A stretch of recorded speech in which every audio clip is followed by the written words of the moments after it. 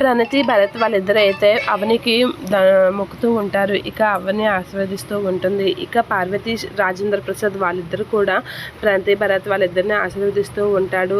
నేను ప్రణతి భరత్ వాళ్ళని ఇంటికి తీసుకువెళ్దామని వచ్చాను అని చెప్పేసి పార్వతి రాజేంద్ర ప్రసాద్తో అనేసరికి వాళ్ళిద్దరూ ఒకరినొకరు చూసి నవ్వుకుంటూ ఉంటారు ప్రణతి భరత్. ఇక అవని కూడా కొంచెం హ్యాపీగా ఫీల్ అవుతూ ఉంటుంది. సరే అత్తయ్య మీ ఇష్టం, తీసుకువెళ్ళండి అని చెప్పేసి అయితే అవని చెప్తూ ఉంటుంది. ఇక అవని అయితే ప్రణతి భరత్ వాళ్ళని వాళ్ళ ఇంటికి పార్వతి వాళ్ళ ఇంటికి దగ్గరుండి పంపిస్తూ ఉంటుంది. ఇక ప్రణతి అవనిని హగ్ చేసుకుని ఏడుస్తూ ఉంటుంది. ఇక రాజేంద్ర ప్రసాద్ అవని వాళ్ళిద్దరూ ప్రణతిని అక్కడికి పంపించేసరికి భరత్ అయితే బట్టల బ్యాగ్ సర్దుకొని వెళ్ళిపోతూ ఉంటాడు. ఏమండి ఏమైంది, ఎక్కడికి వెళ్తున్నారు అని అవని అడిగేసరికి నీ ఇంట్లో ఉంటే నువ్వు నన్ను కూడా మార్చేస్తావు, కాబట్టి నేను నీ ఇంట్లో నువ్వు వెళ్ళిపోతాను అని చెప్పేసి వెళ్ళిపోతున్న అక్షయ్ అయితే వెళ్ళిపోతూ ఉంటాడు. అలా వెళ్ళిపోతున్న అక్షయ్ని అయితే మీరు ఒకసారి ఆగండి అని చెప్పేసి సీరియస్గా పిలుస్తూ ఉంటుంది.